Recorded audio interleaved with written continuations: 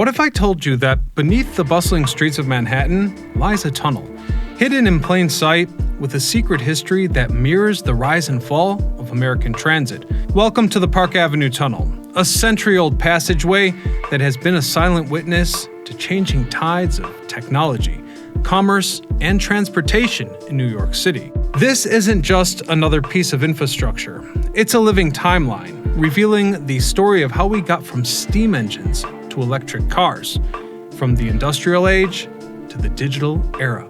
So, what can this tunnel tell us about the past, and what might it reveal about our future? Stay tuned to find out, as today we explore the forgotten legacy of New York's Park Avenue Tunnel. I'm your host, Ryan Sokash, and you're watching It's History.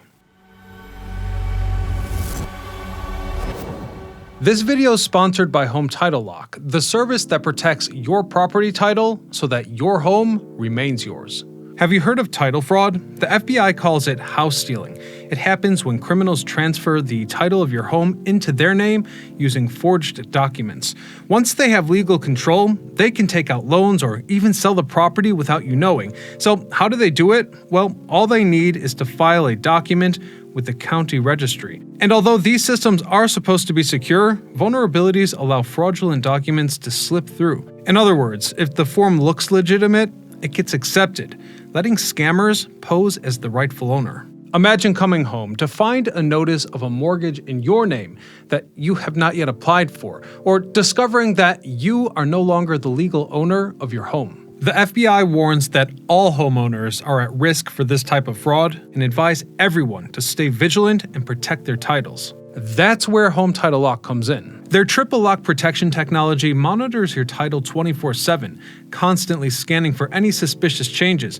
If they detect anything, they alert you immediately. And if you do become a victim of fraud, they have a US-based restoration team ready to help you recover your property, avoiding the long, costly, and stressful process of doing it on your own. And remember, with records digitized, the information scammers need is available online, making their job easier. That's why Home Title Lock scans multiple databases to ensure nothing slips through, giving you the peace of mind you need. Unlike homeowners insurance, identity theft protection, or security alarms, only Home Title Lock creates a virtual barrier around your title, adding an essential layer of protection for your most valuable asset, your home. You can sign up today at HometitleLock.com/itshistory for 30 days of protection for free and get a comprehensive title history report to ensure you're not already a victim. That's HometitleLock.com/itshistory, or you can use the link in the description. Thank you, Home Title Lock, for sponsoring this video. And now, back to the story of New York's Park Avenue Tunnel. Transportation has existed in the area we now call New York City since before the first Europeans arrived in the 17th century. And surprisingly, even back then, the Native American Lenape people who inhabited the area utilized foot routes that now coincide with several paved roads, which experience frequent traffic even to this day, roads such as Lafayette and Broadway. And what they left behind doesn't end there. For example, the name Manhattan was taken directly from a word that the Lenape used to label the area, calling it a place where wood is gathered to craft their boats. Anyhow, after the Dutch arrived in New York in 1609, transportation and routing in the area entered an entirely new phase. In a symbolic measure that shows how the Dutch perceived the American land as their own, they renamed the Lenape routes with Dutch names. Then, just as the newly arrived colonists started calling the route a Dutch name, the control over American travel measures began leaning even further towards a trend of European dominance. Further adding to that sentiment, a Dutch general decided to move ahead and construct a stone street. This plan oversaw the first time a street was paved in New York City. And even beyond the paved roads that Europeans would introduce, the waterways were also heavily employed for trade in and out of the colony. Then, as the English took the Dutch colony of New Amsterdam in 1664, the routing and transportation infrastructure took off, with many upgrades applied to Lenape trails, which, according to some, laid the foundation for the United States' most populous city. Additionally, river routes and parallel land streets laid foundations for inward expansion throughout the island that Manhattan rests on today. As the English realized that their commerce could support a proper expansion of their desired infrastructure, they began crafting plans for how they would build their settlement. And then it dawned on them. New York City would be created with the help of street grids. So it was. The Commissioner's Plan of 1811 drafted the blueprint for Manhattan's layout north of Houston all the way up to 155th Street. This document is cited with creating the design of the Manhattan we recognize today. That 1811 layout did not guarantee immediate paving. However, it did take many years and alterations for the plan to be complete. But finally, after around 60 years passed, the grid plan's influence reached 155th Street, thus filling up the space they had envisioned. And it's this early 19th century grid plan that the Park Avenue Tunnel would eventually come to be constructed within.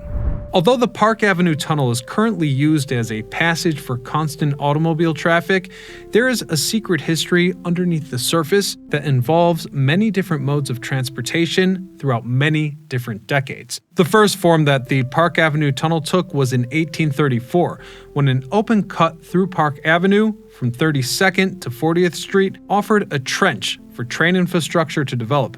It was through this passage that the New York and Harlem Railroad offered horse-drawn rail cars to pull you along. At this point in the evolution, since it was an open cut, the sky was completely visible from the bottom of the Park Avenue Tunnel, allowing the horses some fresh air. The first type of coverage that went over the tunnel formed in 1846, when the Common Council commanded the construction of bridges over the passages on 34th and 38th Street. Several years later, in 1850, safety concerns rose as the empty space below the bridges offered a potentially dangerous plummet. To resolve this issue, that year, the bridges gained elevated sidings to prevent people from falling off the slopes. Additionally, a commission was established to create roofs over the open cavity, and once they were in place, small sections of paved parks were added to the newly formed roofs.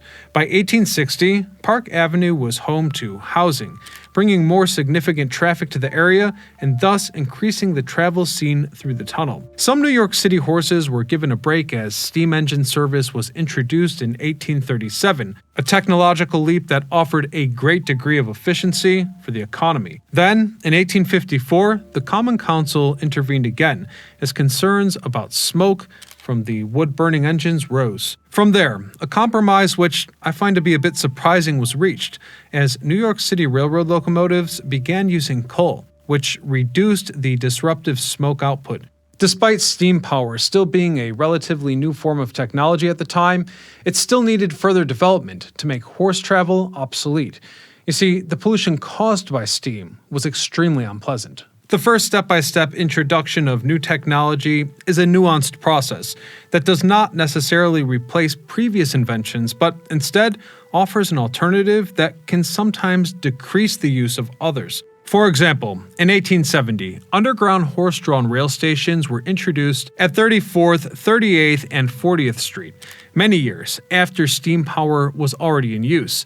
The underground stations were made in an attempt to ventilate the tunnels of odors caused by horses and smoke refuse. Basically, authorities preferred the odor caused by the horses over the harmful effects of smoke, to the point that in 1871, steam service was ceased south of 42nd Street altogether. But the times were changing fast, and railroad executives pointed out that maintaining horse-only service would prove to be too cumbersome, considering the copious numbers of quarts of milk that were transported through the tunnel, as well as passengers on a daily basis. And as time passed, those passengers skeptical of smoke also started to have a change of heart. You see, even without the smoke due to coal burning, the abundance of horse manure in the tunnel proved to be an issue. Notably, 1871 was also the year that Grand Central Depot was constructed just north of the tunnel at 42nd Street and Park Avenue. Hence, the debate went beyond just this central issue. Anyhow, it wasn't until disaster struck in 1902 that steam engine trains were banned in Manhattan. The worst train accident up to that point occurred in the Park Avenue Tunnel, which was attributed to steam train smoke preventing the train engineers from seeing each other's signals. And finally, several decades later, in 1898, the equestrian's tenure as a mode of transportation through the Park Avenue Tunnel came to its long-awaited end. An end that, for better or worse, would change the world people knew forever.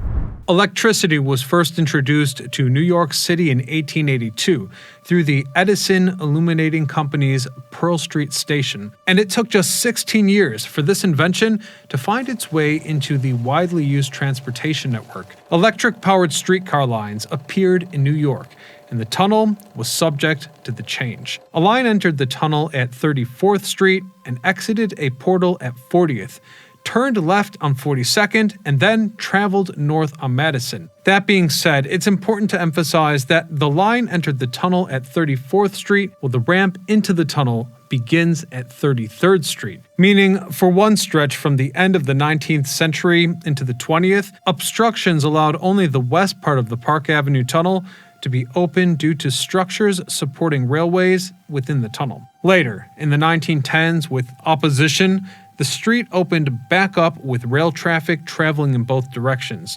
Another interesting detour in the history of the Park Avenue Tunnel is found in the defunct plan to move the southern entrance at 34th Street one block north, presumably to 35th Street. Although this 1913 plan was never accomplished, the whole ordeal offered a peek into the influence that business owners and commerce had on the growing infrastructure of New York City. On one side, the urban developers argued that the alteration would benefit pedestrians, as those exiting the 33rd Street station could pass Park Avenue without traveling to the 32nd or 34th Street crossing. In contrast, on the other side, businessmen, investors, and others claimed that the development would hurt the properties that stood in the vicinity, not to mention the unflattering changes to the appearance of the city that this transformation would bring.